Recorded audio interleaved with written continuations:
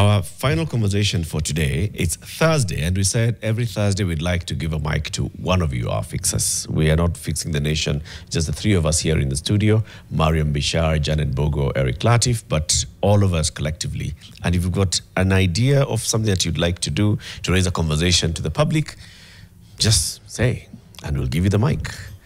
Somebody who has been very, very, very active on following our conversations. In fact, as we do this, Jano, we just check, Mariam, because Jano is on the quote. Check time difference between Kenya and Thailand. Thailand. Yeah. Oh, because as soon as we begin a show in the morning, this guy says, I'm in Phuket. I am the Kikombe. And I'm locked in. And I have my cup of wisdom. And I have my cup, it is now, currently, 1:09 p.m. in So it's a Thailand. good time. Yes. So now, given that it's 9, 3 hours ago was 10 a.m. So he starts watching us at 10 a.m. Yes. The Kikombe. Yay. How are you? I'm great, thank you. We were all hoping you'd come with a cup. Right? I did. You had one job. I did. Thank you. It's really nice to be here. Karibu sana. This is real. I'm nervous, but I'll make do. Yeah, relax. Yeah. I mean, you've seen them. You watch all of them, and they're all easy, right?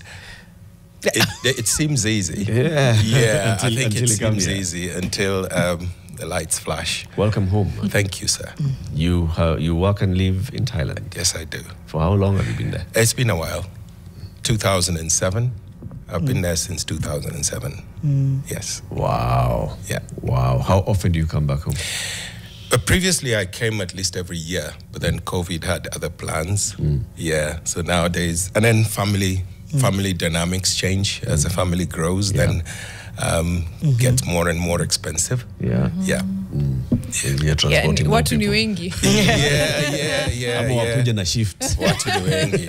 Yeah. Wengine wakuja Easter, wengine wakuja December. Yeah. Interestingly, I was meant to come with my family this time, but some things came up, and we decided, and that it was fair that they stay back. Yeah. You were there in 2007 was a year or two after the tsunami.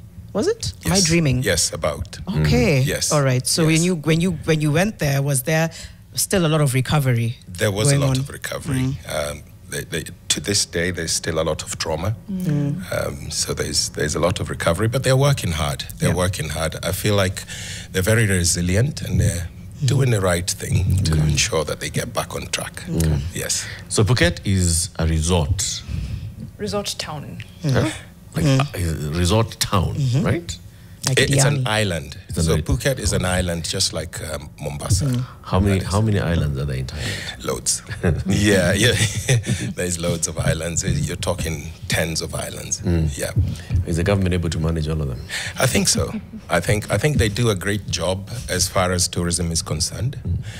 Just looking at Phuket, a small island of about 400,000, they nearly get 20 million tourists in a year. What? Yeah.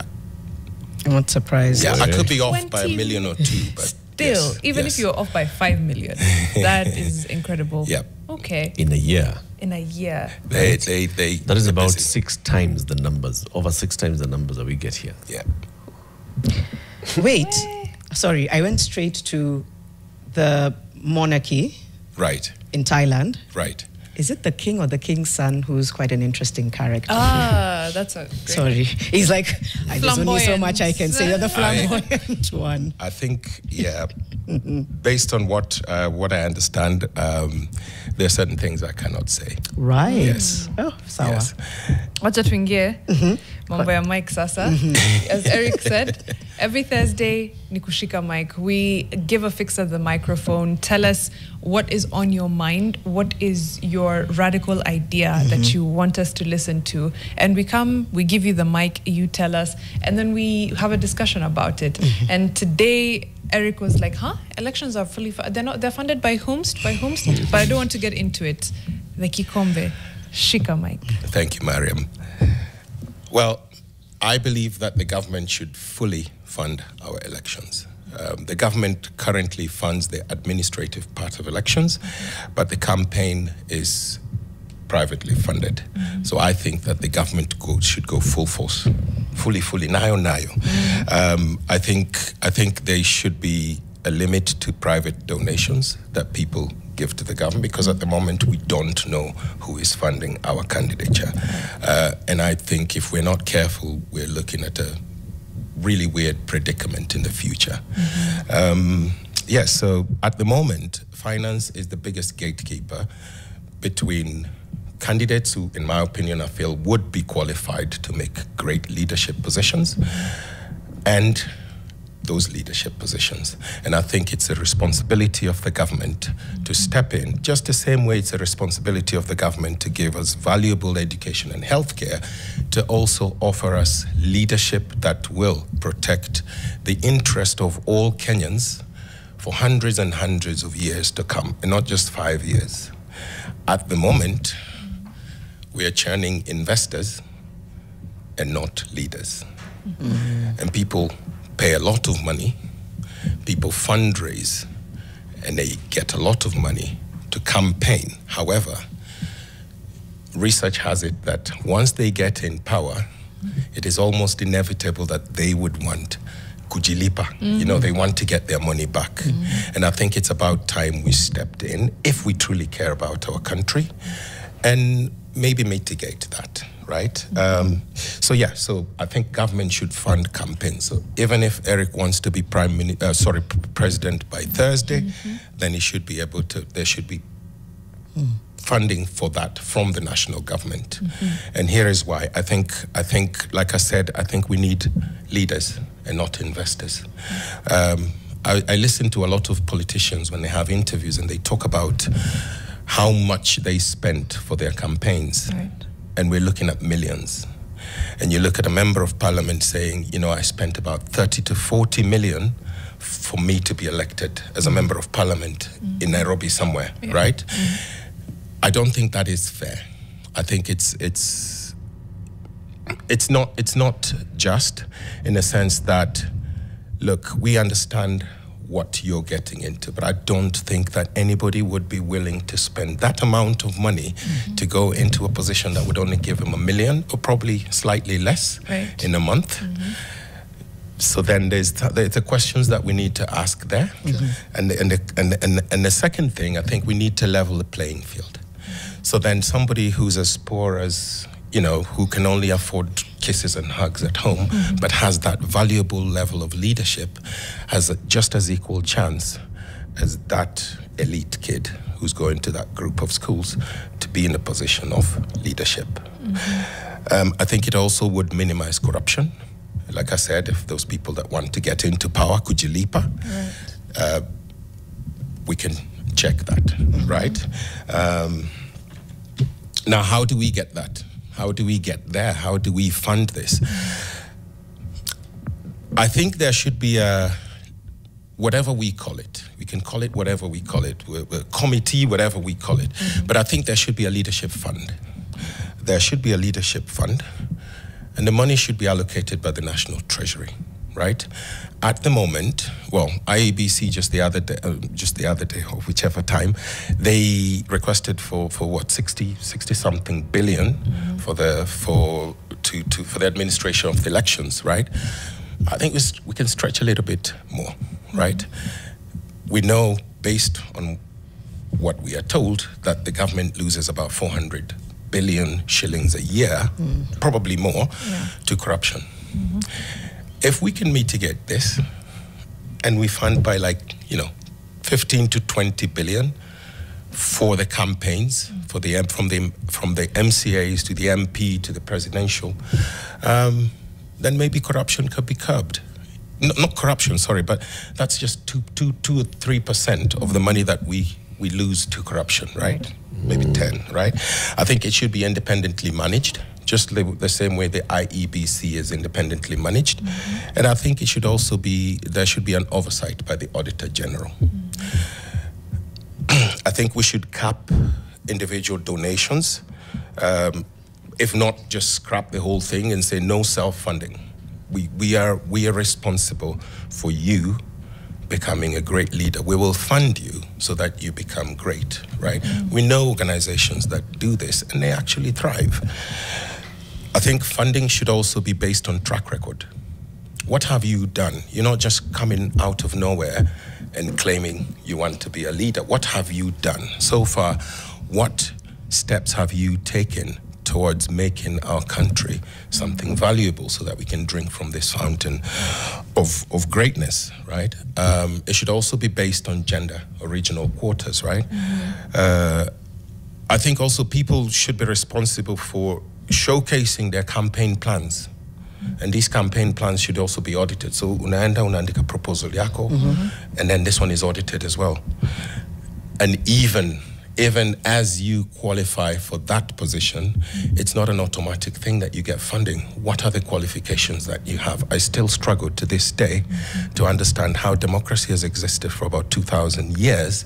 And to this day, there is no specific course that you go in order to be a president. You know, we know what you need to do to be say a journalist. We know specifically what you need to do to be a doctor, right? But what do you need in order to become, you know, member of parliament or president? What? A comedian? Right. You know, what do you need?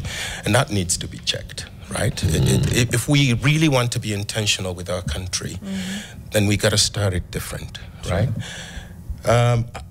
5, I think it should be regulated. Media campaigns should be regulated by the government. If not regulated, then the government should fund the media. So then these campaigns are free and fair for everybody. It would be tricky, but again, soup brings spices with it, right? Yes. Therefore, I think it is possible. Politically, I don't think it will happen yet, but we're willing to ride this wave. Socially, I think yes, we can do it. I think it requires incredible civic education for individuals. I think people need to understand the value of their taxes. I've always said that the day we understand the value of 1 billion, when we hear it, you know, these monies that we hear in these newspapers, the moment we will understand the value of 1 billion shillings, we will pay a different kind of attention to the news that we hear. Because at the moment, if somebody, you know, steals something from you out in the street, they're risking their lives. It's a phone, you know, a phone which is worth, say, 10,000 shillings. However, that person that goes away with 1 billion, you know, gets elected. So yes, technically, yes, we can also do it technically. So political, maybe. Technically, not yet. So tupewe hii kitu, CDF style. Kikombe. Wait, teacher, real quick. Well done. Questions, Ishanza. Yes. Thank you. Anza. No worries. Elections are primarily funded by the government. Right. So is what you're pushing for saying fund equally? Campaign financing. Campaign financing. Yes, sorry, campaign financing. Wait, who funds? The government funds IEBC to manage the election. You fund yourself to run your campaign. You want to be MCA for? That's where like the 30, 40 million comes in. You look for your money, you fund your campaign. Kikombe is saying, you want to be MCA for Ngara? Come and apply. We will give you the money to run your campaign. Am I getting it right? That's I see. And then it should essentially be a number that isn't astronomical because, to your point, then it still inculcates that culture of greed. That's right. Okay. Wanataka tupatie Jano pesa ya campaign. Listen, if Janet would like to be president, then I think So is it it's only a for president or is it for Kila kitu. even MCA? Exactly. Okay. All right. Now, I agree to some extent. Upon reflection. To some extent, I'm like, I'm not sure. So one, we know that in our election laws, the IEBC is supposed to come up with regulations before an election on campaign financing. That's right. And they put up a cap. In the last election of 2022, IEBC came to Parliament with regulations that they wanted to gazette. In fact, no, they gazetted the regulations on campaign financing, where they were putting a cap that you shouldn't spend more than X in campaigns.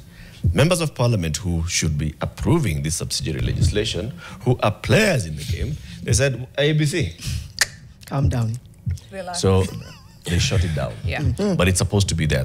It's in our laws that there should be regulations on campaign financing, which places a cap. Second bit, in 2027, after the 2017 general election, Professor Karuti Kanyinga of the University of Nairobi and Tom Boyer, who's a governance expert, they conducted a survey and a study on the cost of the 2017 general election per candidate. How much did it cost? They did the survey and they came up with the averages. The average cost to contest in the 2017 general election for the Senate seat, 35.5 million shillings. For the woman rep, 22.8 million shillings. For MP, 18.2 million shillings. For County Assembly, MCA, 3.1 million shillings.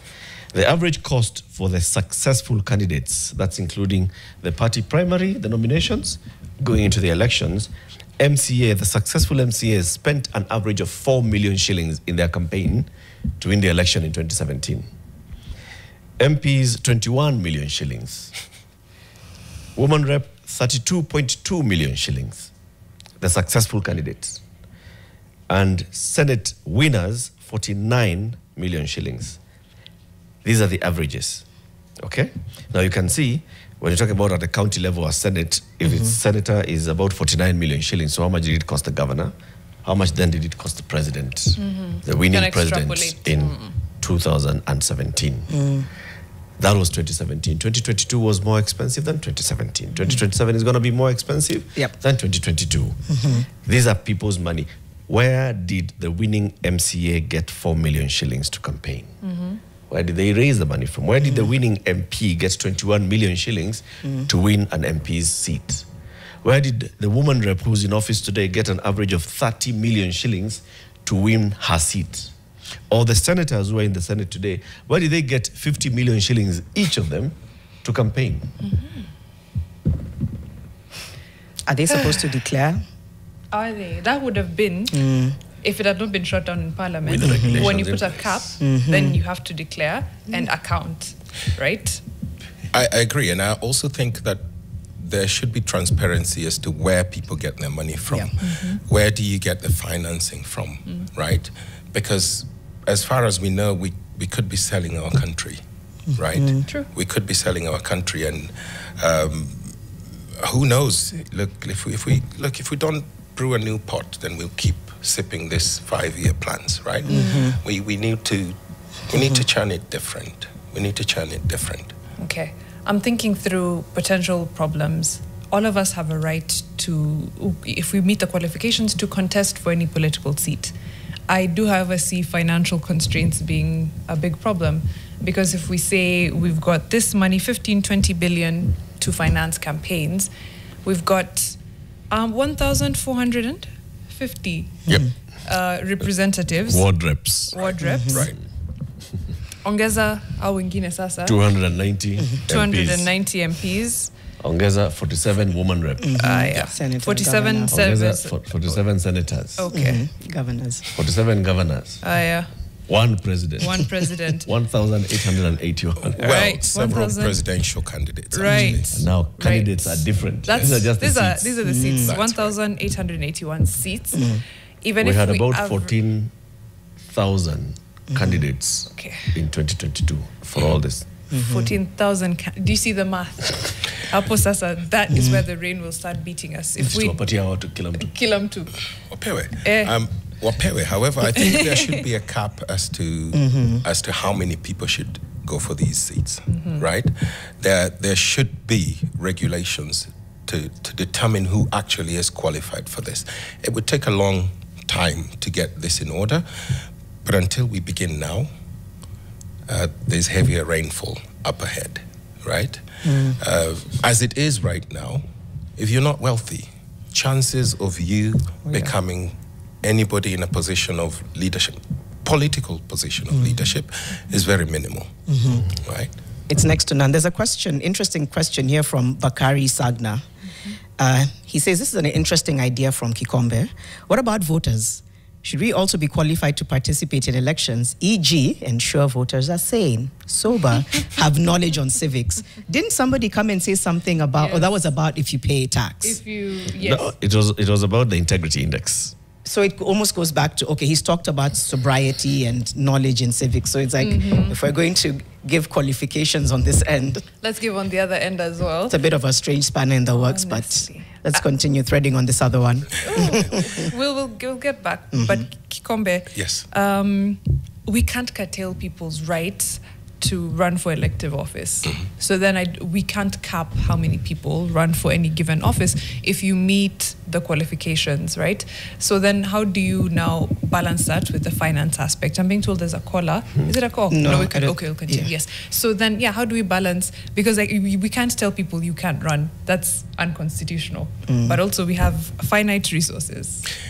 Yeah, I mean, look, Kenya looks great on paper, right? But core ground, it's a different story, right? Our CV is brilliant, but what we produce is different, right? If anything is evident of that, just look at our parliament at the moment.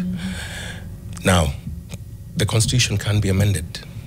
We can amend it and say, hey, too many cooks are in this kitchen.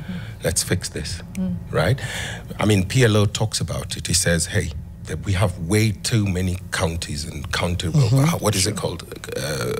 Governors, right? Overrepresentation. Yes, he says it.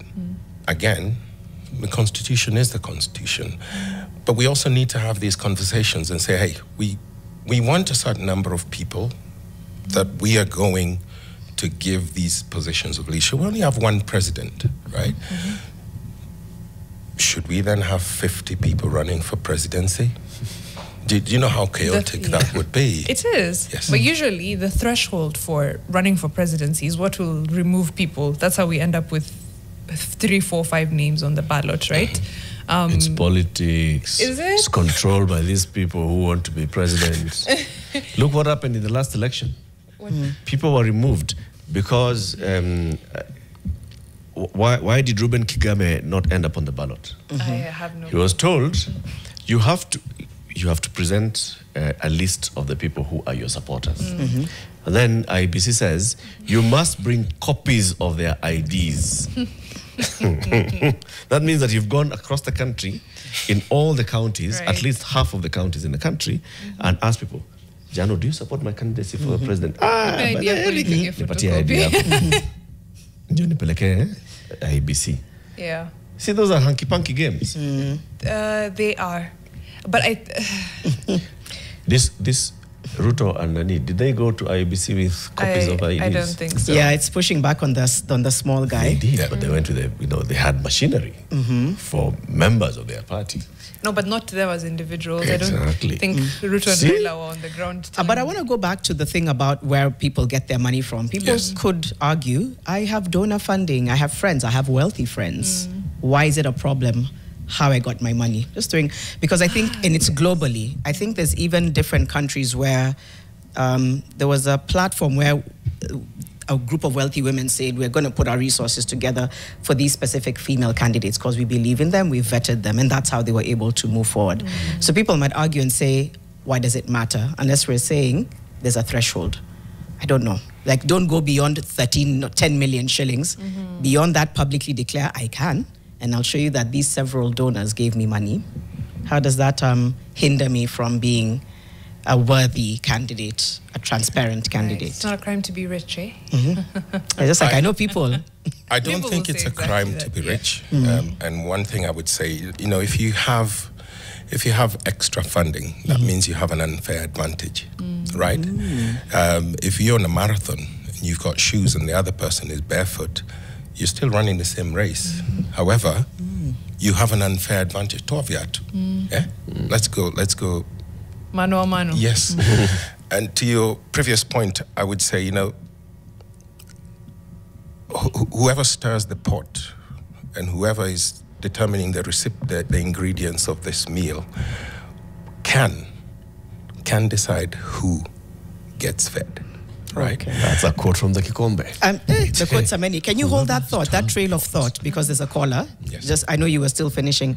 Jackson, what's the name of our caller? Kimani. Good morning, Kimani. Do you have a question or contribution today? A contribution. Good morning, Janet. That is Mariam. Good morning, Kimani. This debate is long overdue. We needed to have had this one even when we were doing the new constitution, because we can lose our country to unknown faces. And my proposal will be what our presenter is suggesting, that we first do the nomination, the parties do the nomination. At that point, and at that level, that's when the funding comes in. After they pick the first lot of people who don't qualify for the nomination, and they have the party primaries, that's where we fund now the people now to compete. I think we'll have reduced the number of people to fund, but at that point we'll have shifted the leaders from the society, those who are serious and those who have the qualifications. So wait, it's a brilliant idea. Kimani, let me get your argument clearly. So at the party primaries is where this funding from national government comes in? After you do the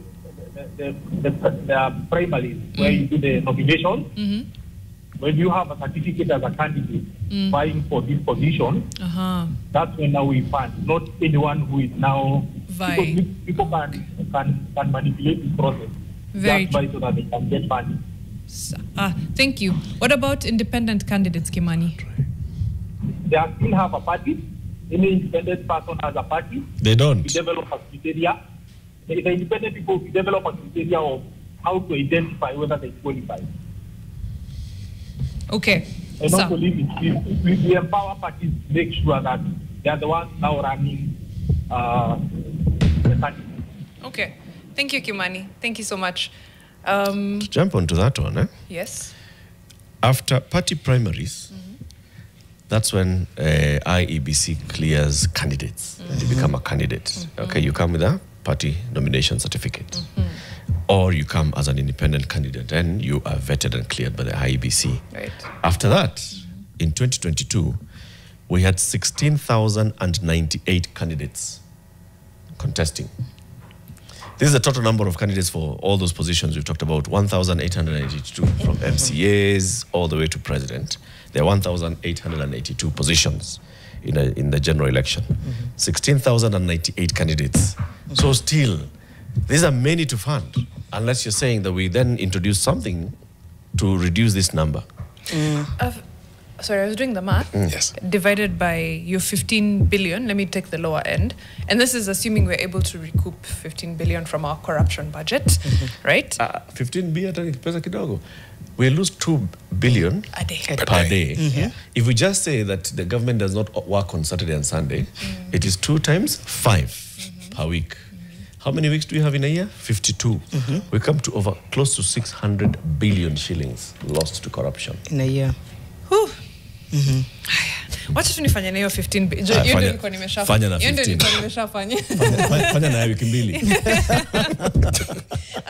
Hiyo 15 billion divide by the candidates, it comes to about 1 million shillings per candidate. Now, of course, we can't expect the same for a president, for funding a presidential campaign vis-a-vis an MCA campaign. Even if we say a few 100,000 for an MCA, all the way to a few millions, or a few tens of millions for presidential candidates, we still need, quite a lot of money. And I don't know if watu watakubali. Because I'm trying to think of convincing these people that, Shika, you're an MCA, here's your 300,000 to run your campaign. Go for it. You're a president, I'm giving you 10 million shillings to run a campaign. People will make do with that, right? We live in an era of digitalization. And people will make do. At first, it will be tricky, right? You're given a budget and you live with it. We have monthly salaries. We live within our means. So campaign within your means. Yeah, if you don't have to print T-shirts and hats, leave them alone. Make do. Enter mashinani. Talk to those kids who are sat under a tree, right? Then they will actually understand what it takes to be that individual. The problem, Kikombe, yes, will be those people. Where does this all money go? It's not that going to printing, it's going into well, kupatia watu kakitu 200. Now convince Eric not to expect 200 from the 7 candidates that I know. But let's hear. There's a caller. Elias. Elias. Yes. Thank you very much for calling in. Good morning. You have a question or comment to Kikombe's proposal? Ellis. Just a comment. Yeah. I get it very funny because before in the vying for any seat or any position, the candidates have to fill that form declaration of wealth.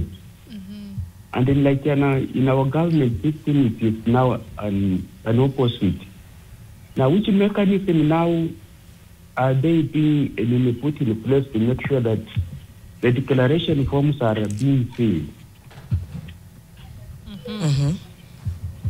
Thank you. All right. Thank you, Elias. That's a great question. So that is a prerequisite for any candidate coming into the elections, that you fill a declaration of wealth form. I'm not privy. It is, but is it enforced? Yeah, which is what he's speaking. It's not necessarily implemented. Ayabasi. Declaration of wealth. Again, some people will say, okay, let's have this kitty. Distribute. You get 500,000 or 1 million shillings, you get 10 million, depending on what you're vying for, all candidates across the board. But some will say, cool, thank you for your 500,000. I had my 15 million that I had been saving, and I want to use it to run my campaign. Your proposal is that absolutely no private funding. Law says no. And there are countries that have done it. Germany, Sweden, Finland, Norway, Costa Rica, Brazil. Even SA does it partially, you know. And one thing is very clear about these countries is there are checks and balances for that. You have to produce your documentation. It is audited, transparent, and there's public audits for the same. Right. And to Eric's point about giving these people cash, right? It's difficult. It's difficult, and we know poverty rids you of integrity, and then logic goes away. But goodwill will happen. In June 2024, people were not paid to go to the streets. They knew what they wanted. They wanted accountability, period, right? And I would tell you, in June 2024, if we had to go to elections, the only thing that would have stood between the individuals that we were seeing that would have probably gone for presidential positions and the ones that were in presidential positions were that few billion shillings to run for presidency. Then should the argument, I'm still going back to, should the argument be more about transparency rather than who funds? Like, regardless of amount, should it be more about, because I don't think we have that kind of transparency. Do you think that would make a difference if it was make or break? You either come transparently and tell us where your source of funding is, whether it's 1 billion, whether it's 10 million, or you're still going to stick to your guns and be like, no? Here is where I agree with you, Janet. I agree that transparency should be there, right? However, the intention with which anybody would give you 1 billion shillings to run for presidency or whatever, that needs to be checked. Right? Nobody would give you such amounts of money and not expect anything in return. True. That's fair. Okay. However, if a government gives me money and just expects me to be a great leader, nayo. Okay. That's true. Because, yeah, everything does come with, what is that saying? There's no such thing as a free lunch. Yes. So, yeah. There's strings attached somewhere. To everything. Yeah. And as it is, we are quite, the caller that called earlier, I think it was Karaoke, he said, we could be taking our government to unknown spaces with this kind of conversation. We already are. We don't know who is funding our politicians. So then they go into those electoral positions. And they make policies and laws That affect maybe on behalf of whoever their funded funders. them. That's true. And that's the case, and it's more transparent in bigger democracies like the US, how lobbying and funding play into then policy and all of those things. It could be happening here, just we don't know. Probably is. Yes. That's a fair point. I want to give you. All right, we have a caller. Let's see. Caxton. Caxton is back. Caxton in the Butere. line. Good morning. Yes. Morning to you, Eric. Yeah. Musangalire. In fact, yeah. In fact, I quite agree with the speaker that we are overrepresented, and we are so much overrepresented. And it's interestingly that I see. I can agree with him that we don't know who funds these elections. I quite agree. It is interesting to see now. You know the chairman now of HELP, who was a former speaker. I mean, so if we can check well, I'm 100% sure there are so many people just in government holding positions who are actually doing the funding of our elections. Doing the bidding of those who funded the elections. Yes. Yeah. Thank you, Caxton. So you agree that all our elections should be fully funded by government? It's a fixed figure for everything. If it's women reps getting this much, it's women reps getting 500. If it's presidents getting 100 million, it's 100 million, and we cap it at that. I think Caxton has dropped off. It's okay. But he was just more or less, yes, supporting what you're saying and saying, yeah, we don't know who's in parliament or the people in parliament who funded the elections. We don't know who funded them. And as a result, we don't know how that affects policy. Can we? Law. How about if instead of saying that because we don't know who funded you, then we are going to, kill ourselves by funding you? How about we say then that we must have a very great verifiable way of identifying your sources of funding, which is what the campaign funding regulations were seeking to do. For example, in the campaign funding regulations that were gazetted in 2021 by the IEBC, they had said presidential candidates should not spend more than 4.4 billion shillings for their campaigns. Billion with a B? 4.4 B for their campaigns. And this is based on the data from previous elections where campaigns were costing over 3 billion shillings for winning presidential candidates. And then they said, for governor, woman rep, senator, it depends on your region, and they even came and specified. If you're campaigning to be a governor, a woman rep, or a senator in Nairobi, don't spend more than 117 million shillings. If it's Turkana, which is the highest, 123 million shillings.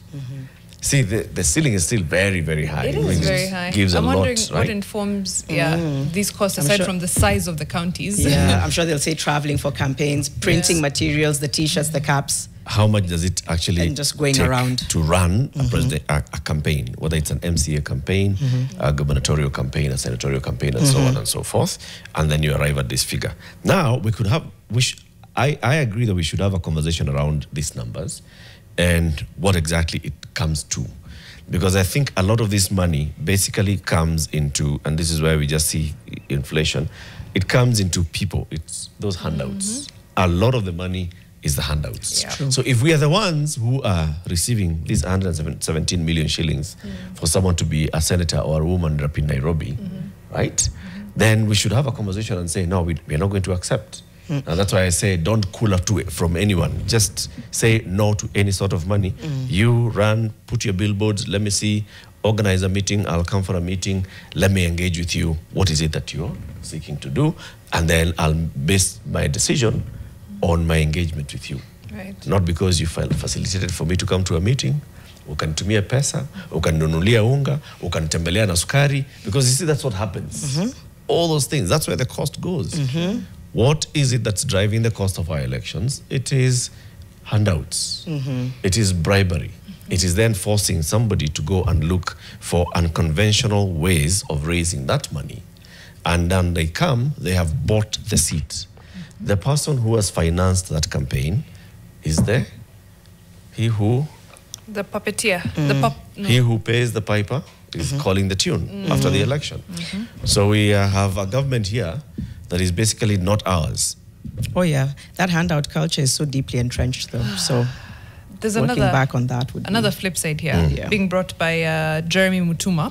Funding campaigns by taxpayer money might attract unserious candidates. while we have a problem with the way campaigns are funded right now and the lack of transparency, you do have to want it and to be willing to put in the work consistently, even to look for that money, whoever is funding you, whoever is giving you those hundreds of millions of shillings, right? Unaenda kutafuta. However, if it is as easy as I meet the threshold for, I meet the qualifications for MCA, for MP, for women rep, for senator, governor, president, I have applied, then the IEBC will give me a fat check. I can see how we could have some very unserious people coming to run. Do we currently have very serious people running? And he's like, that's a rhetorical Mic drop. Yo. No, seriously. I mean, well, in 2013, there was, I think it was called the Electoral Funding Campaign Act. I'm not sure what the term was. And it was taken to Parliament. They debated it. Wakayeka kando. Kasema ngojeni 2017 hivi. Wakayeka kando. 2022, it was shelved, so it wasn't put in place. It's still... It was postponed, that was the word, right? So. And it was calling for similar. It was calling for similar funding. Okay. Right. We have Henry from Thika, who also wants to make a contribution today. Henry, I hope you can hear us. Do you have a question or comment? Yeah, good morning, guys. Morning, Henry. Yeah, last time tulisema kuwa someone breaks the window, mnafix dirisha, mwingine amevunja simu. Oh, ndio ulikuwa Ukweli. Yeah, but the thing that Eric alisema is that we start with the foundation, ndio? Yes. Yeah, so my contribution is kuwa whatever that the Kikombe may suggest to you about government to finance campaign and stuff, actually, it's a good thing, but just in a simple analogy, I love analogies. So, unaona kuwa when we any situation in this country utapata kuwa unaona ile glass ya wine venye na kwangu unapata the opening is huge na the bottom bado ni huge. Unaona? So, when you look at a situation unaona tu kuosha tu ni right, you can just rinse, yani mkono wote tu unaingia, you just wash the glass. But now when it comes to make a follow up about your story, we realize that glass, the opening is huge, but ndani your hand will not reach the bottom. So, if we are about to fix the issue in this country, whether ni corruption ama ni nini, kama hiyo story ya Mr. Kikombe the Kikombe I mean, suggest, just know that when you tunaangalia hivi, it looks like it's something just simple we can just implement. That pia mpeana challenge zake, but know that we need other tools to make sure we reach at the bottom of the issue, because hii Kikombe hatutaosha vizuri, hatutafika at the bottom of it. Someone somewhere hapa ata-interfere na history yote, hatutaweza kupilika, mtu ata-extend hata length ya Kikombe before hata you can actually clean it. No. Yeah, but that's all. But otherwise, mazee yaje iko sawa. Henry, pia wewe tunataka ushike mic tafadhali. Hiyo namba yetu. Your number is just write there that your name is Henry, 0112 500 400. Tutakupigia simu sawa? Okay, 0112 0112 500 400. Noted. Thank you. Analogy zako zitamaliza. Thank you so much. Yo, umesikia? The devil is in the details, Kikombe. Implementation data tumaliza kufika kosha Kikombe hadi ufike chini. That's where things get. And the wine glass analogy is so true because kufika chini ni shida. The devil has always been in the details in everything, right? The devil is in the details in our healthcare system. The devil is in the details in our education. Like, we live in a country where when capitation is dispersed, we clap. It's our right, we should not clap. We live in a country where when roads are built, we look at it and we say, yeah, but we're forgetting that that's our money. That's our tax, that we paid that money. Right. We deserve that, right? 40 years ago, if you ask anybody, if you told anybody that you'd be able to look at, you have a phone, and this phone you'd have your music, your CD, your films, and then you'd also use this phone. They would call you a witch. Talk to somebody who lives. Yes, they would call you a witch. And send a text message. Yes, yes. So it's either one day, I'm a day one, and I think we need to start. And if we truly care about this country, And if we truly care about the leadership that we have, then we need to pay a different kind of attention to the 5-year plans, the 100-year plans, right? As a nation, right? Hii 5-year plan ni token. Hiyo ndio handout yenye Eric alikuwa anasema. Pewe ni barabara.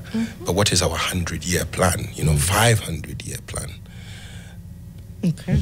Give us an example. You've said several other countries have implemented this. Yes. You said Germany, Costa Rica. Where else? Norway. Finland. Brazil. Give us pick one and tell us how they do it. So in Germany, for example, you cannot get any funding from anywhere, right? Utapewa pesa, utapropose. You will propose, you will give your proposal. They will look at your proposal. They will look at what your qualification. They have I forget the name, but they have electoral body. The electoral body that determines that, right? And then there's oversight for the same. And then they will look at the same. And then they will determine how much money you get. There's no going over, right? In fact, if it is found in countries, for example, in Brazil, if it is found that you spent money in ways that were not meant for the electoral campaign, the penalties are quite steep. Yes, they're quite strict, right? People go to jail for years and years. Okay. It's doable, guys. Yeah. I'm looking at some of the feedback on YouTube. A complete ban, even from corporate donations to political parties, just to prevent conflicts of interest in policy making. I think he's threading on that, yes. Should corporates do they make donations as it stands to political parties? Should they be able to? We'll speak to that. Smallest Ever says, in the US, political parties organize town halls. People pay to attend, and the money is used to fund the next town hall. Okay. Alafu Jabali Meditation is asking you, where is Ali? Ali? Ali is in Nairobi. Okay. Ali is my podcast mate. Yes. Yes, we have a podcast together. Yes, he's in Nairobi. Okay, speak to this. Even having then funding for political parties also now coming into question, because if the party is taking money from corporates, then the party has members of parliament in parliament, then they can influence policy. Tunaona your thread. What do you think? I think, first of all, Kenyans are moving away from party politics to issue politics, right? We are seeing more and more Kenyans being educated. Kibaki, apewe zake. We got a good form of education, and we now understand that it's not about the party. The parties, the way in Kenya they're designed, they're designed to be individual kingpins. Those are individuals. Right. They're not necessarily issue parties. If I ask you any political party in Kenya what they stand for, nobody can give you any idea. I'll scratch my head until tomorrow. So those also can be mitigated. In the future, if for a design like this to work, then we need to look at issue-based leadership rather than party-based leadership. Thank you, Kikombe. It stirred a lot of conversation online. It did. Even with the callers. I think it's just, it's getting us to rethink and reimagine what could be if we're strict and big on accountability and on processes. Another quote of PLO was actually, like in other countries, like in China, if a thief is jailed, somebody in Europe, ABC happens, and in Kenya, they run for office. I couldn't bring it today because I'm like, it might have caused some discomfort. But interesting fact, in China, I think it was the third wife of Mao was sentenced to death for corruption. Imagine that. The leader's wife. Right. Yes. But China jailed their richest person. Imagine that. Plus his wife. Yes. No, they didn't jail. They killed. No, they didn't. Jail the wife. And there's a reason why they took 800 million out of poverty in almost 40 years. Thank you. Thank you, Kikombe. That was a wonderful Shika Mike. Asante sana. We have to love you and leave you now, guys. But of course, we'll be back here tomorrow, 6 to 10 a.m. for another edition of Fixing the Nation, one conversation at a time. Sindio? Yes. Tupatane kesho asubuhi. Friday is Friday, so you just be on your toes. Be on your tippy toes. Be ready. Stand by.